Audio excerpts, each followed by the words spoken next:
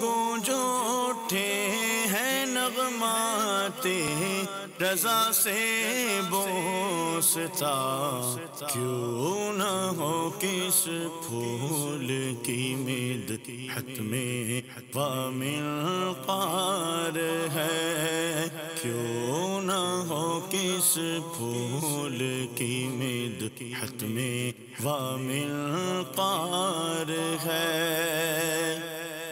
الحمدللہ رب العالمین والصلاة والسلام علی سید المرسلین، اما بعد فاعوذ باللہ من الشیطان الرجیم، بسم اللہ الرحمن الرحیم۔ الصلاة والسلام علیکہ یا رسول اللہ وعلی آلک واصحابک یا حبیب اللہ، الصلاة والسلام علیکہ یا نبی اللہ وعلی آلک واصحابک یا نور اللہ۔ میٹھے میٹھے اسلامی بھائیوں اور مدنی چینل کے ناظرین، سلسلہ ہے نغمات رضا، اور اس میں الحمدللہ ہم اعلیٰ حضرت کے مبارک کلاموں کو سنتے بھی ہیں، سمجھنے کی کوشش بھی کرتے ہیں۔ آج جس کلام سے برکتیں لینی ہیں، سبحان اللہ، اعلیٰ حضرت نے ہر ہی شعر میں گل کا تذکرہ کیا ہے، گلاب کی بات کی ہے، مگر بڑے نئے انداز میں گل کی بات کی ہے۔ یہ کس پھول کی بات ہے، یہ کس گل کی بات ہے، کس حسین کا تذکرہ ہے۔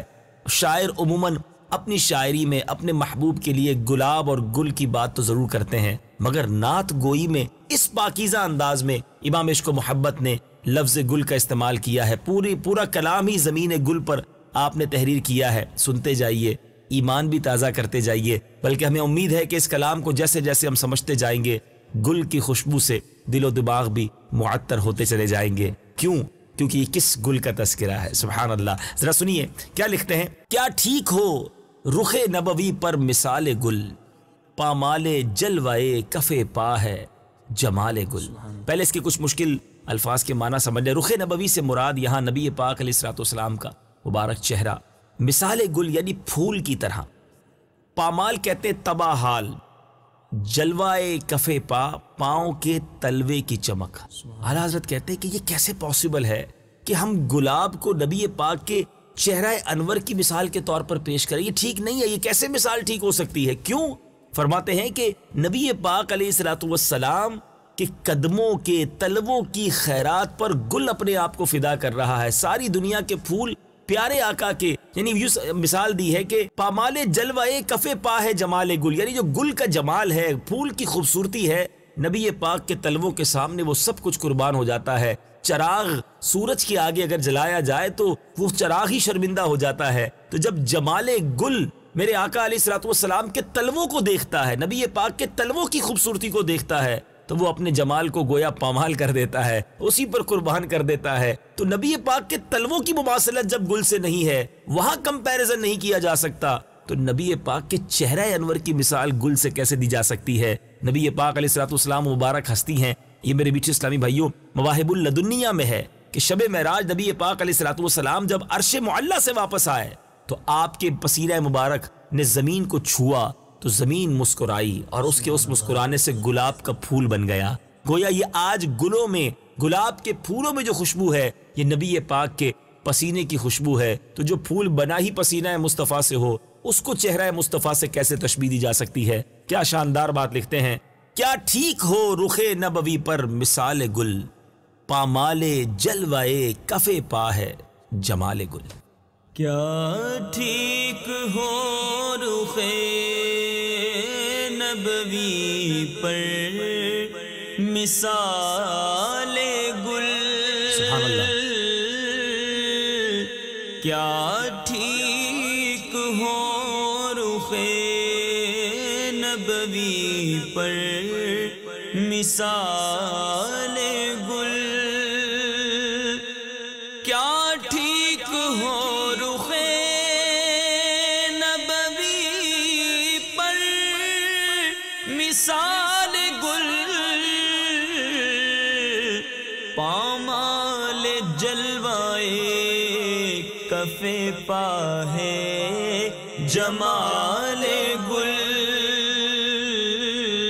پامان جلوائے کف پا ہے جمال۔ سبحان اللہ، سبحان اللہ، سبحان اللہ۔ میٹھے میٹھے اسلامی بھائیوں، ویسے تو اعلیٰ حضرت کا ہر شعری موتی کی مانند ہوا کرتا ہے، ایمان کو تر و تازہ کر دیتا ہے، لیکن اگر یہ کہا جائے کہ امام عشق و محبت اعلیٰ حضرت کی شاعری کے خوبصورت ترین اشعار کون سے ہیں، تو اب جس شعر کو ہم سننے جا رہے ہیں، یہ نہ صرف اعلیٰ حضرت کی شاعری کا خوبصورت ترین شعروں میں سے اس کا شمار ہوتا ہے، بلکہ دنیائے شاعری کے ہم کہہ سکتے ہیں یہ شاہکار اشعار میں اس کو ضرور شامل کیا جائے۔ کیا خوبصورت بات لکھتے ہیں، جنت ہے ان کے جلوہ سے جویائے رنگ و بو، جنت ہے ان کے جلوہ سے جویائے رنگ و بو، اے گل ہمارے گل سے ہے گل کو سوال گل۔ میٹھے میٹھے اسلامی بھائیوں، اس شعر کی ذرا خوبصورتی دیکھیے۔ پہلے مصرے کی بات تو ابھی کرتے ہیں، لیکن دوسرے مصرے میں اعلیٰ حضرت نے کمال کر دیا ہے۔ اے گل ہمارے گل سے ہے گل کو سوال گل، ایک ہی لفظ گل کو 4 بار لائے اور چاروں بار اس کا معنی ہی الگ ہے۔ آئیے پہلے ذرا مشکل معنی کا مطلب سمجھتے ہیں۔ یہاں جویائے بڑا مشکل سا لفظ ہے، اس کا معنی ہے متلاشی، کسی چیز کا کوئی متلاشی ہو تو کہتے ہیں اس کا جویا ہے۔ اچھا جنت کس کی جویا ہے، جنت کس کی متلاشی ہے؟ رنگ و بو سے مراد یہاں کیا ہے؟ خوبصورتی ہے۔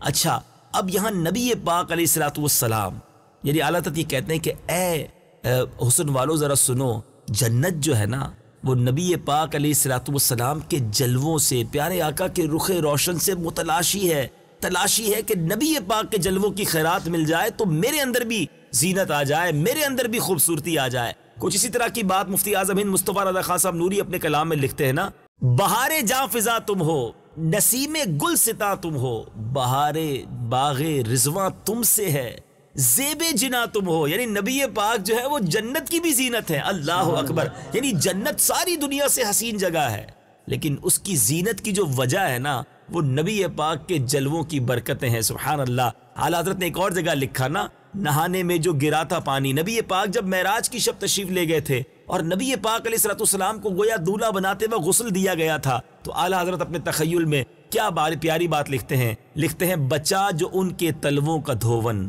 بنا وہ جنت کا رنگ و روغن، جنہوں نے دولہا کی پائی اترن، وہ پھول گلزار نور کے تھے۔ یعنی اعلیٰ حضرت کہتے ہیں جو نبی پاک کے قدم مبارک کو دھویا گیا تھا نا، اور جو پانی بچ گیا تھا تلووں کے دھون سے، کہتے وہی دھون جو ہے وہ جنت کا رنگ و روغن بن گیا۔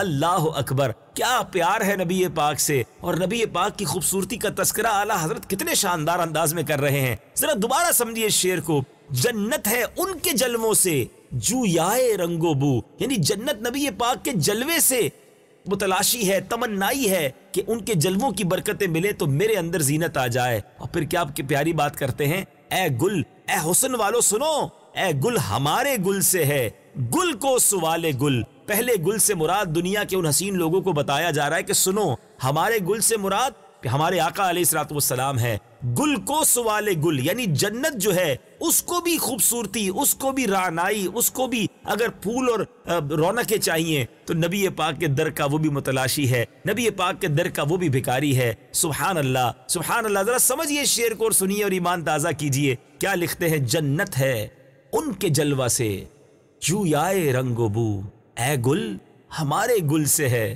گل کو سوال گل۔ جنت ہے ان کے جلوہ سے جویا رنگ و بو، جنت ہے ان کے جلوہ سے جویا رنگ و بو، اے گل ہمارے گل سے ہے گل کو سوال گل،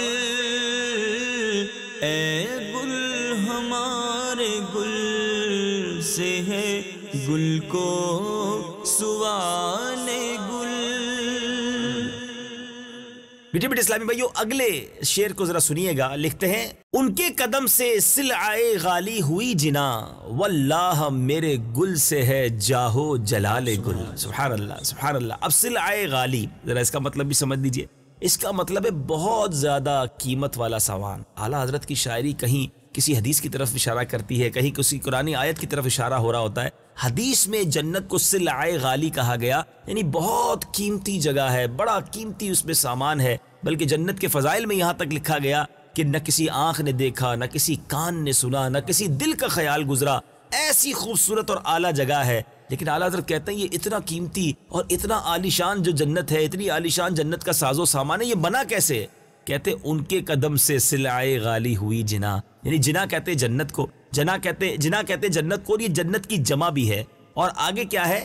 واللہ میرے گل سے ہے جاہو جلال گل، واللہ سے مراد اللہ کی قسم، جاہو جلال سے مراد مرتبہ و مقام۔ تو اس کا مطلب کیا بنتا ہے کہ ہمارے آقا علیہ الصلوۃ والسلام کی قدموں کی برکت ہے کہ نبی پاک کے قدموں کی برکت سے جنت کی قدر و منزلت میں اضافہ ہوا، اور ہمارے نبی علیہ الصلوۃ والسلام کے صدقے میں پھول کو عظمت و شان ملی۔ اے میرے میٹھے اسلامی بھائیوں، یعنی گل بھی اگر خوبصورت ہے تو نبی پاک ہی کی خیرات ہے، جنت بھی سلعۂ غالی بنی ہے، ایک بہت شاندار مقام بنا ہے، تو یہ نبی پاک کے قدموں کی شان ہے۔ اور یہ بات ایسے ہی نہیں کر رہے اعلیٰ حضرت کیونکہ یہ جنت بنی کیوں، یہ پھول بنا کیوں، بلکہ یہ کائنات کیوں بنی۔ کئی بار ہم نے اپنے سلسلے میں حدیث قدسی کو سنا ہے کہ رب ارشاد فرماتا ہے لولا کلما خلقت الدنیا، اے محبوب میں تجھے نہ بناتا تو یہ دنیا ہی نہ بناتا، نہ جنت ہوتی، نہ یہ آسمان ہوتا، نہ یہ پھول ہوتے، نہ یہ باغ ہوتے، یہ سب کچھ بنا جن کے سبب ظاہر انہی کی برکتوں سے جنت سلعۂ غالی بنی ہے۔ اسی خیال کو اعلیٰ حضرت نے اپنے ایک بہت خوبصورت کلام میں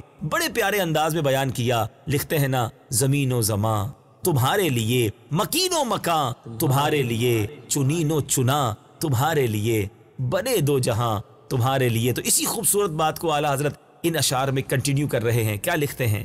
ان کے قدم سے سلعۂ غالی ہوئی جنا، ان کے قدم سے سلعۂ غالی ہوئی جنا، واللہ میرے گل سے ہے جاہو جلال گل۔ ان کے قدم سے سلعۂ غالی ہوئی جنا، ان کے قدم سے سلعۂ غالی ہوئی جنا،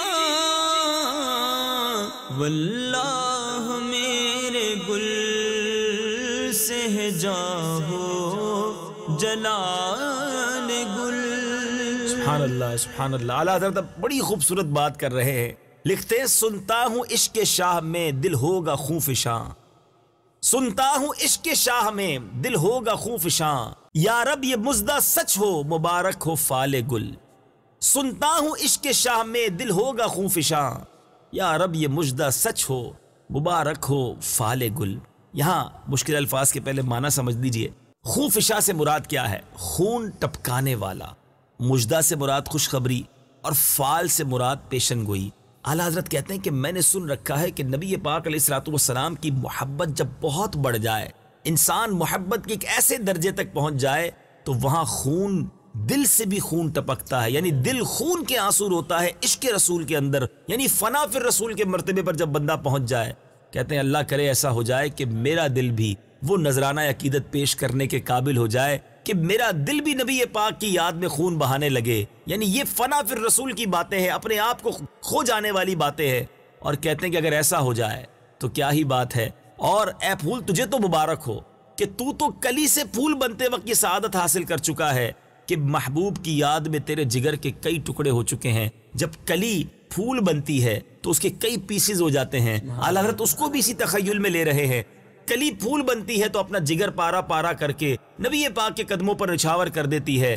کاش میرے ساتھ بھی ایسا ہو جائے کہ میرا دل بھی نبی پاک کی یاد میں فنا ہو جائے۔ اعلیٰ حضرت نے اسی طرح کا خیال اپنے ایک اور کلام میں بھی لکھا نا، اور نبی پاک کے در کے کتوں کے لیے لکھا۔ لکھتے ہیں پارائے دل بھی نہ نکلا دل سے تحفے میں رضا، ان سگانے کو سے اتنی جان پیاری واہ واہ۔ تو سبحان اللہ، بڑی پیاری تمنا ہے اور بڑی ہی خوبصورت انداز میں التجا کی جا رہی ہے۔ اور ایسا ہی ایک خیال اگلے شعر میں بھی اعلیٰ حضرت نے پیش کیا ہے جہاں خون کے آنسوؤں سے رونے کی التجا کی گئی ہے، وہ انشاءاللہ اگلے شعر میں سنیں گے۔ کیا بات کرتے ہیں اعلیٰ حضرت؟ سنتا ہوں عشق شاہ میں دل ہوگا خوں فشاں، یا رب یہ مژدہ سچ ہو مبارک ہو فال گل۔ سنتا ہوں عشق شاہ میں دل ہوگا خوں فشاں، سنتا ہوں عشق شاہ میں دل ہوگا خوں فشاں، یا رب یہ مژدہ سچ ہو مبارک ہو فال گل، یا رب یہ مجدہ سچ ہو مبارک ہو فال گل۔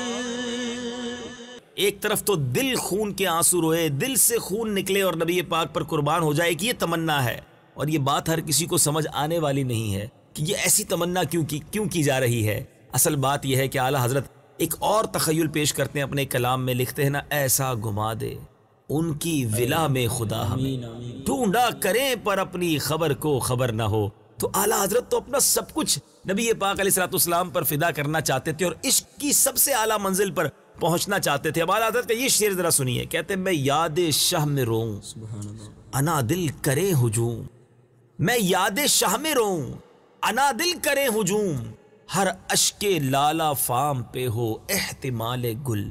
تھوڑا مشکل ضرور ہے لیکن یقین کریں one of the beautiful couplet, one of the beautiful, یہ اعلیٰ حضرت کے ان اشعار میں سے جس کو سمجھ جائیں تو ایمان تازہ ہو جاتا ہے۔ اعلیٰ حضرت کیا لکھتے ہیں؟ اب اس کے پہلے انادل کہتے ہیں اندلی، بلبل کی جمع، اندلی بلبل کو کہتے ہیں، اور بلبل کی جمع انادل۔ اچھا، ہجوم مانے بھیڑ، اشک کہتے ہیں آنسو کو، اور لالا فام یعنی سرخ رنگ کے پھول کی طرح۔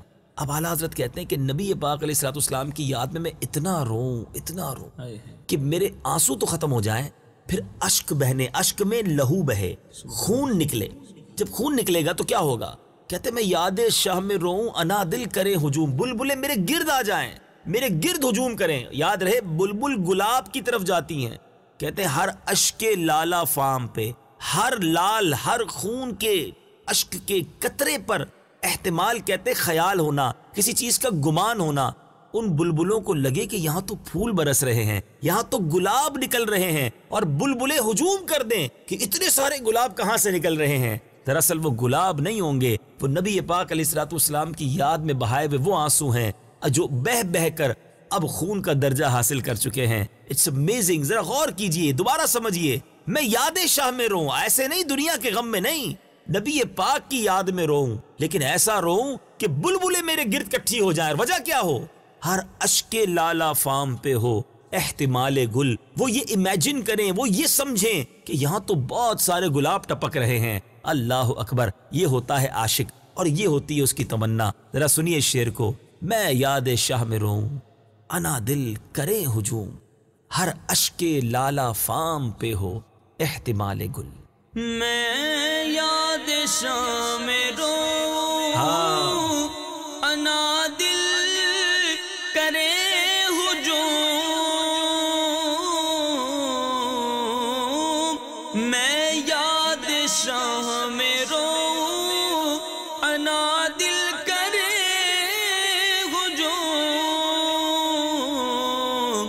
ہر اشک لالا فام پہ ہو احتمال گل، ہر اشک لالا فام پہ ہو احتمال گل۔ سبحان اللہ، سبحان اللہ۔ اعلیٰ حضرت نے اس شعر میں کہیں بلبل کی بات کی ہے، کہیں گل کی بات کی ہے، کہیں پھول کی بات کی ہے، کہیں کلی کی بات کی ہے، مگر ہر بات نرالی اور انوکھی اور بہت سارے میسیجز کے ساتھ کی ہے۔ اب یہ میسیج ذرا سنیے گا، یہ پیغام سنیے گا۔ بلبل یہ کیا کہا، میں کہاں فصل گل کہاں، امید رکھ کے عام ہے جود و نوال گل۔ اب یہاں بلبل کسے کہا گیا ہے ذرا سمجھیے گا، پہلے شعر کے مشکل معنی سمجھ لیں۔ جود و نوال کہتے ہیں لطف و کرم کو، فصل گل کہتے ہیں بہار کے موسم، اور جود و نوال کہتے ہیں لطف و کرم کو۔ اعلیٰ حضرت گویا ہمیں بھی دلاسا دے رہے ہیں کہ یہ تم نے کیا کہا کہ میں کہاں اور نبی پاک کا در کہاں، یعنی فصل گل کہاں۔ فصل گل سے مراد بہار کا موسم کس کی؟ عاشق کے لیے بہار کا موسم کون سا ہوتا ہے کہ مدینہ پاک کی حاضری ہو جائے۔ تو کبھی کبھی انسان کہتا ہے میں کدھر، مدینہ کدھر، میں کیسے پہنچوں گا؟ کہتے ہیں نہیں نہیں، یہ مت کہو، یہ مت سوچو۔ کیوں؟ امید رکھ کے عام ہے جود و نوال گل۔ اب اس گل سے مراد میرے آقا ہیں۔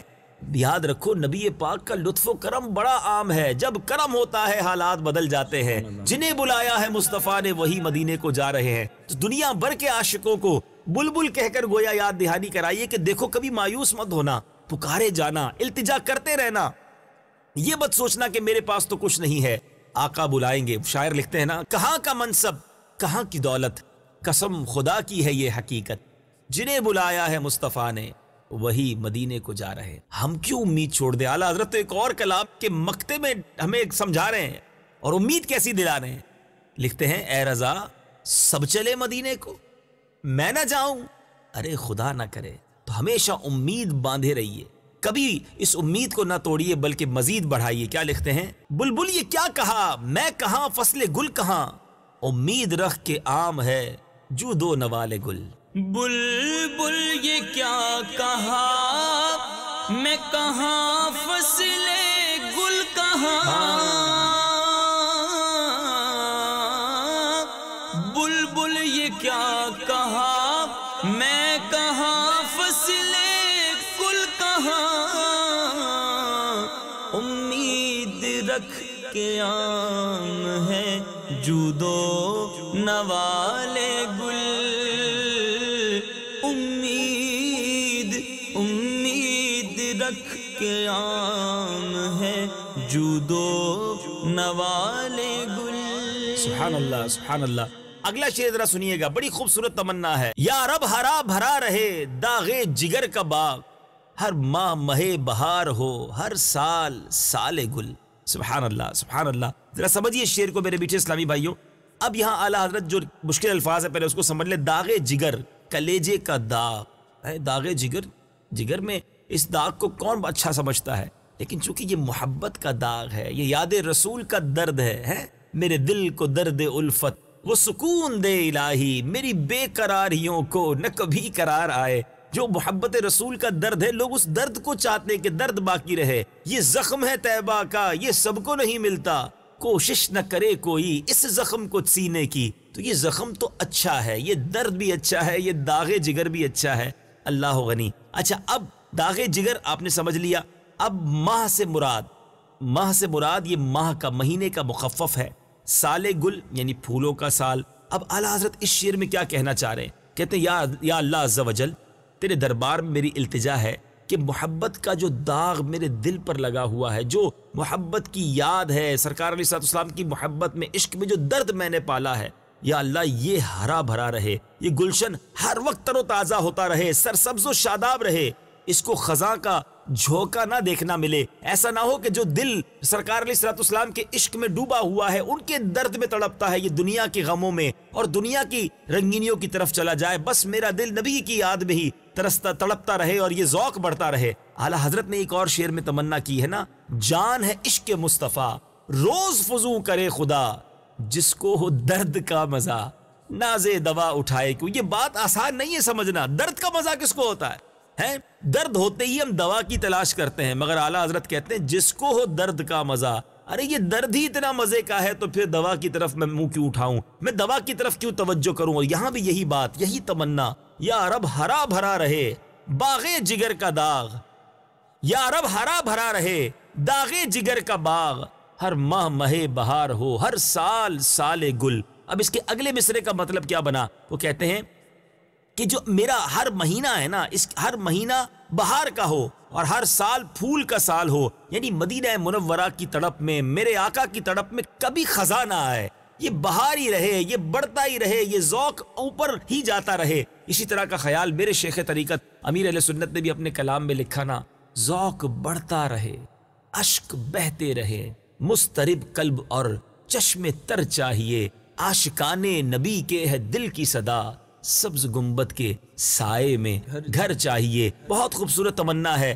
آئیے ہم مل کر امام عشق و محبت کے پیچھے پیچھے اللہ کی بارگاہ میں اس تمنا کرنے میں شامل ہو جاتے ہیں. کیا لکھتے ہیں؟ یا رب ہرا بھرا رہے, یا رب ہرا بھرا رہے داغے جگر کا باغ, ہر ماہ مہے بہار ہو ہر سال سال گل.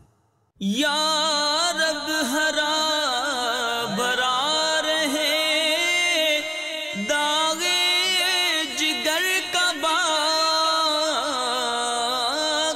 یا رب ہرا بھرا رہے داغے جگر کا باغ, ہر ماہ مہے بہار ہو ہر سال سال سال گل. آمین آمین. ہر ماہ مہے بہار ہو ہر سال سال گل. سبحان اللہ سبحان اللہ. ایک ہی شعر میں کتنی مبارک ہستیوں کا تذکرہ کتنے پیارے انداز میں اعلیٰ حضرت نے کیا ہے. ذرا سنیے اور ایمان تازہ کیجیے. لکھتے ہیں شیخین ادھر نثار غنیوں علی ادھر. شیخین ادھر نثار غنیوں علی ادھر. غنچہ ہے بلبلوں کا یمین و شمال گل. اللہ اکبر. ذرا سمجھتے ہیں اس شعر کو. شیخین کہتے ہیں سیدنا ابوبکر صدیق رضی اللہ تعالیٰ عنہ اور حضرت عمر فاروق رضی اللہ تعالیٰ عنہ. ان دونوں حضرات کا جب بھی تذکرہ ہوگا تو شیخین کا لفظ استعمال کیا جاتا ہے. اور غنی حضرت عثمان غنی رضی اللہ تعالیٰ عنہ، علی مولا علی کرم اللہ تعالیٰ وجہ الکریم کا یہاں پر ذکر ہے. اچھا اگلے جو مشکل الفاظ ہیں، غنچہ کہتے ہیں کلی کو، یمین کہتے ہیں دایاں، شمال کہتے ہیں بایاں. کس طرح کمپیر کیا ہے. اعلیٰ حضرت امام اہل سنت یہ لکھتے ہیں کہ ذرا دیکھو تو وہ منظر کیسا ہے کہ نبی پاک علیہ السلام کی جو مجلس تھی اس کا منظر کیسا سہانا تھا. کہتے ہیں ادھر صدیق و فاروق قربان ہونے کے لیے کھڑے ہیں، ادھر حضرت عثمان و علی کرم اللہ تعالی وجہ الکریم نثار ہونے کے منتظر ہیں. گویا پھول کے گرد بلبلوں کا ہجوم ہے. یمین و شمال دائیں بائیں جو ہیں پھول کے گرد بلبلے نثار ہونے کے لیے موجود ہیں. ذرا غور کیجئے میرے میٹھے اسلامی بھائیوں، یہ وہی انداز ہے جو ایک شاعر نے اپنایا. اس سمت علی، اس سمت عمر، صدیق ادھر، عثمان ادھر، ان جگمگ جگمگ تاروں میں مہتاب کا عالم کیا ہوگا. تو نبی پاک علیہ السلام کے ان مبارک صحابہ کرام اور خلفائے راشدین کا تذکرہ کتنے پیارے انداز میں اعلیٰ حضرت نے کیا. لکھتے ہیں شیخین ادھر نثار غنیوں علی ادھر. غنچہ ہے بلبلوں کا یمین و شمال گل. شیخین ادھر نثار غنیوں علی ادھر. شیخین ادھر نثار غنیوں علی ادھر. غنچہ ہے بلبلوں کا یمین و شمال گل. غنچہ ہے بلبلوں کا یمین و شمال گل. سبحان اللہ سبحان اللہ. میٹھے میٹھے اسلامی بھائیوں، الحمدللہ وقت ہوا ہے عطر کلام کا. سبحان اللہ. اعلیٰ حضرت کا مقطع کمال کا شعر ہوا کرتا ہے، پورے کلام کی سمجھے جان ہوا کرتا ہے. اور یہ شعر تو واقعی جتنی بار سنیں جتنی بار پڑھیں. بلکہ میں ایک اور بات کرنا چاہوں گا کہ الحمدللہ پچھلے دنوں جب حسنین کریمین بالخصوص امام حسین رضی اللہ تعالیٰ کے روضے پر حاضری ہوئی تو یہ شعر بہت بار یاد آیا. کیا بات کی ہے اعلیٰ حضرت نے. اور یہ حدیث پاک کی طرف کیا شاندار اشارہ ہے. کہتے ہیں ان دو کا صدقہ جن کو کہا میرے پھول ہیں. ان دو کا صدقہ جن کو کہا میرے پھول ہیں. کیجئے رضا کو حشر میں خنداں مثال گل. اللہ غنی. پہلے ذرا مشکل الفاظ کے معنی سمجھ لے، ایمان تازہ ہو جائے گا اس شعر کے بارے میں. صدقہ سے مراد کیا ہے؟ طفیل. اور حشر سے مراد یقیناً میدان قیامت ہے. اور خنداں کس کو کہتے ہیں؟ مسکراتا ہوا. اور مثال گل یعنی گل کی طرح، پھول کی طرح. اعلیٰ حضرت کیا کہتے ہیں یا رسول اللہ؟ اب یہ حدیث پاک یاد رکھیے گا. نبی پاک علیہ السلام فرماتے ہیں جس کا مضمون ہے کہ حسنین، امام حسن اور حضرت امام حسین، یہ میرے دو پھول ہیں، جنتی پھول میرے آقا نے قرار دیا. اور صرف فرمایا نہیں بلکہ انہیں سونگا بھی کرتے تھے. اتنی محبت تھی کہ انہیں پھولوں کی طرح سونگا کرتے تھے. تو اعلیٰ حضرت کہتے ہیں آقا ان دو کا صدقہ. نام نہیں لیا مگر بات پوری کر لی. اچھا بات بھی چونکہ پورا کلام ہی گل پر ہے، پورا کلام ہی پھولوں پر ہے، پورا کلام ہی باغ پر ہے، تو حدیث کے وہ الفاظ لے آئے کہ جن دو کو نبی پاک نے اپنا پھول فرمایا. تو گل کی بات کی تو ان پھولوں کا تذکرہ کیوں نہ ہو. کہتے ہیں آقا ان دو کا صدقہ، آپ کے نواسے ہیں، ان دو کا صدقہ جن کو آپ نے کہا کہ یہ میرے پھول ہیں، آپ کے پھول ہیں. حدیث پاک میں نبی پاک علیہ السلام نے ارشاد فرمایا حسن و حسین میرے دنیا میں دو پھول ہیں. اور ایک اور روایت میں آیا کہ نبی پاک علیہ السلام ان شہزادوں کو سونگ رہے تھے. عرض کیا گیا حضور ہم تو اپنے بچوں کو چومتے ہیں اور آپ انہیں سونگ رہے ہیں. تو آقا علیہ السلام نے فرمایا یہ دونوں میرے پھول ہیں اور پھول چومے نہیں سونگے جاتے ہیں. اللہ اکبر. اعلیٰ حضرت نے انہی روایتوں کی طرف کتنے پیارے انداز میں اشارہ کیا ہے. میں ان کا واسطہ پیش کرتا. اب آگے کیا کہتے ہیں؟ کیجئے رضا کو حشر میں خنداں مثال گل. کہتے ہیں قیامت کا دن ہوگا، لوگ اپنے اعمال کے بوجھ تلے دبے ہوئے ہوں گے اور جس کے گناہ جتنے زیادہ وہ اتنا غمگین ہوگا. لوگ رو رہے ہوں گے، چیخے مار رہے ہوں گے. کہتے ہیں آقا کرم کر دیں، مجھے بھی مثال گل کر دیں. اب یہاں گل سے مراد کچھ اور ہے. ایک اس کا معنی یہ بھی بنتا ہے کہ آپ نے دیکھا ہوگا کسی کے کاندھے پر کوئی بوجھ نہ ہو تو کہتے ہیں یار بالکل پھول سا ہے یہ تو ہے، بندہ کہتا ہے یار آج میں بالکل ریلیکس ہوں، پھول کی طرح فیل کر رہا ہوں، کیوں؟ مجھ پر کوئی برڈن نہیں ہے، I am feeling very easy. تو یہاں اعلیٰ حضرت کہتے ہیں کہ قیامت کے دن جب لوگوں کے کاندھے جھکے ہوئے ہوں گے، اعمال کا بڑا بوجھ ہوگا، رضا پر ایسی نگاہ کر دیجیے اپنے نواسوں کے صدقے کہ میں بھی خندہ ہو جاؤں، مسکراتا ہوا ایسا ہو جاؤں کہ پھول کی طرح ہلکا ہو جاؤں، کوئی اعمال کا بوجھ نہ ہو، کوئی گناہوں کا برڈن نہ ہو۔ اعلیٰ حضرت ایک اور جگہ آقا سے اسی بوجھ کو ہٹانے کی التجا کرتے نا، ٹوٹی جاتی ہے پیٹھ میری للہ یہ بوجھ اتار آقا، آقا آقا سوار آقا، غم ہو گئے بے شمار آقا۔ تو اسی خوبصورت بات کو بڑا پیارا وسیلہ ہے، کچھ نواسوں کا صدقہ عطا ہو، در پہ آیا ہوں بن کے سوالی۔ نواسوں کا صدقہ کس انداز سے مانگا جا رہا ہے؟ لکھتے ہیں ان دو کا صدقہ جن کو کہا میرے پھول ہیں، کیجے رضا کو حشر میں خندام مثال گل۔ ان دو کا صدقہ جن کو کہا میرے پھول ہیں، ان دو کا صدقہ جن کو کہا میرے پھول ہیں،